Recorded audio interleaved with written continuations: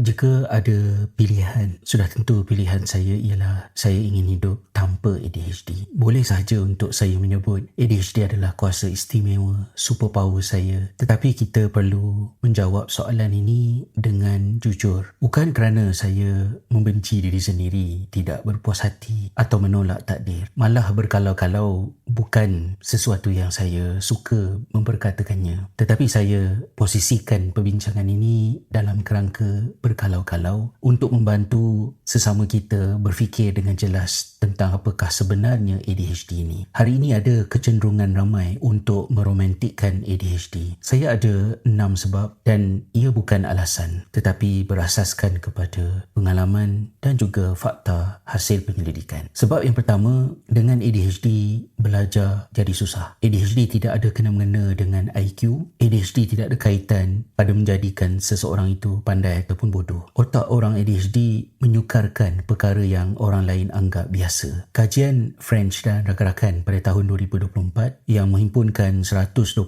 kajian mendapati ADHD secara konsisten dikaitkan dengan pencapaian akademik yang rendah, risiko keciciran dan peluang pendidikan yang lebih kecil. Saya hidup dalam statistik itu. Bertahun-tahun lamanya, saya kenal rasa menjadi seorang yang dikatakan ada potensi tetapi tidak menunjukkan hasil. Susah untuk orang nampak bahawa saya bukan tidak mahu, tetapi saya tidak mampu kerana saya sendiri pun belum faham apa sebenarnya yang berlaku kepada diri saya. Sebab kedua, mengapa jika ada pilihan untuk terima atau tolak ADHD, saya memilih untuk hidup tanpa ADHD ialah kerana bekerja pun jadi susah. Ada yang fikir jika sekolah dah habis, ADHD pun selesai. Tetapi tidak. ADHD masuk bersama-sama dengan kita ke tempat kerja. Ia duduk dalam mesyuarat. Ia masuk bersama mengekori kita di dalam deadline. Ia masuk dalam email yang bertangguh berminggu-minggu. Ia bersama dengan kita pada rutin bangun pagi, menempuh traffic jam dan mengulangi perkara yang sama 5 kali sehari, seminggu, sebulan, setahun dan seterusnya. Kajian Jervan dan rakan-rakan pada tahun 2012 mendapati hanya 22.2% individu ADHD dewasa mempunyai pekerjaan tetap sebagai sumber pendapatan berbanding 72% populasi umum. Bayangkan jurangnya. Bakat ada, idea ada, kreativiti pun ada, tetapi konsistensi tidak ada. Bukan malas, tetapi sistem pengurusan dalam otak tidak stabil. Bagi saya, setiap pencapaian dalam kerjaya datang dengan harga yang mahal, tenaga berganda, kerisauan berpanjangan dan rasa tidak pernah cukup walaupun pada hari saya berjaya.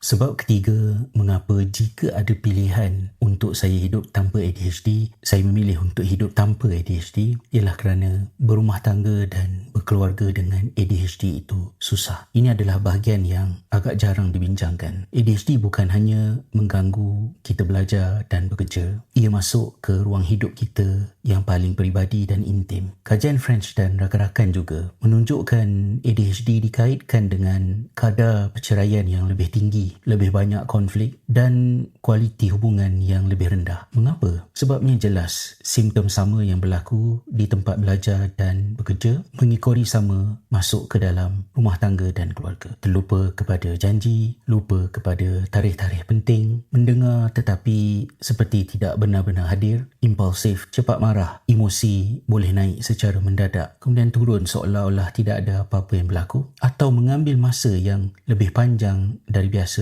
untuk ia reda. Kadang-kadang saya fikir orang yang paling banyak bersabar dengan ADHD kita adalah orang yang paling kita sayang, dan itu adalah sesuatu yang berat. Sebab keempat ialah semua kelebihan yang saya ada menjadi lambat dengan ADHD. Dengar kembali apa yang saya sebutkan sebentar tadi. Hidup dengan ADHD bukan bermakna seseorang itu tidak ada kelebihan, tetapi kelebihan itu menjadi lambat, sangat lambat. Profesor Russell Barkley menganggarkan bahawa perkembangan fungsi eksekutif individu ADHD terlambat sekitar 30% berbanding rakan sebayanya. Artinya, kematangan itu datang lewat. Kajian Philip Shaw dan rakan-rakan pada tahun 2007 menunjukkan bagaimana kematangan korteks otak individu ADHD boleh lewat sekitar 3 tahun. 3 tahun itu nampak kecil, tetapi dalam hidup, 3 tahun boleh mengubah segala-galanya. Jika dikenang kembali di zaman persekolahan, saya lebih selesa untuk berkawan dengan pelajar-pelajar yang lebih muda daripada saya. Dan sepanjang hidup saya banyak bekerja, berinteraksi dengan mereka yang lebih muda. Dalam keadaan saya tidak sedar, tetapi ia memberikan lebih keselesaan. Saya akhirnya menulis buku, saya akhirnya menamatkan pengajian, saya akhirnya sampai, tetapi lewat. Selepas bertahun-tahun rasa tertinggal, selepas berkali-kali gagal, kadang-kadang saya tertanya, jika tanpa ADHD, berapa awal saya boleh sampai? Mungkinkah saya boleh sampai sebelum saya kehabisan segala wang simpanan? Mungkinkah saya sampai sebelum mak pergi buat selama-lamanya? Mungkinkah saya sampai sebelum saya membuat keputusan untuk berhijrah dan meninggalkan tanah air? Berapa banyak masa yang boleh diselamatkan? Bukan kerana kita gagal, kerana kita tahu kita sebenarnya mampu, tetapi kemampuan itu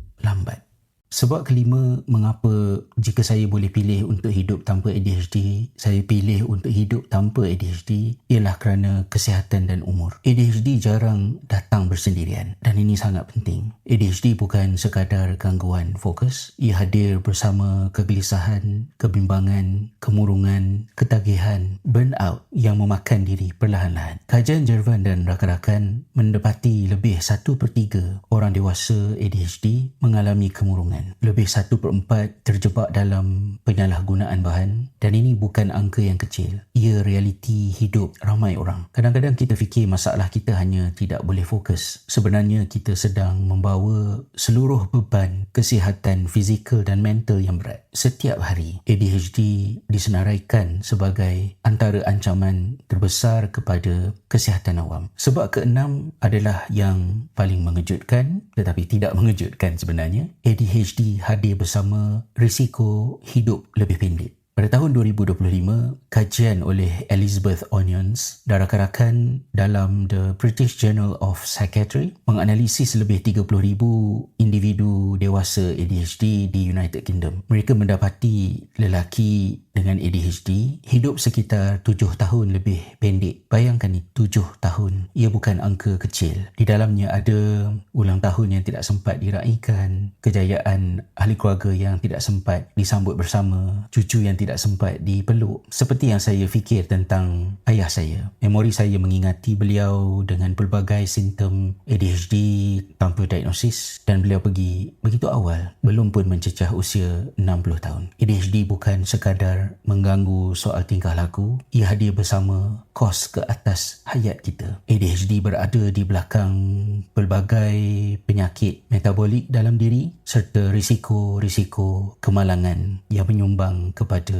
berkurangnya potensi hidup. Jadi ya, jika saya boleh memilih, saya akan pilih untuk hidup tanpa ADHD. Tetapi tidak ada manusia yang boleh memilih kondisi neurologi masing-masing. Apa yang saya boleh pilih ialah memahami, merawat, membina sistem, mengambil ubat jika perlu, mencari bantuan, membantu dan berhenti menyalahkan diri. Kajian Lee dan rakan-rakan pada tahun 2024 menunjukkan rawatan ADHD dikaitkan dengan pengurangan risiko kematian sebanyak 19%. Artinya, ia bukan kehadiran sebuah takdir yang berhenti di situ. Ia boleh diurus. Namun, saya tidak sama sekali akan meromantikkan ADHD. ADHD bukan label untuk satu kabilah yang kita perlu berebut untuk bersama. Saya ada ADHD, tetapi ADHD saya usahakan untuk tidak menguasai dan memiliki saya.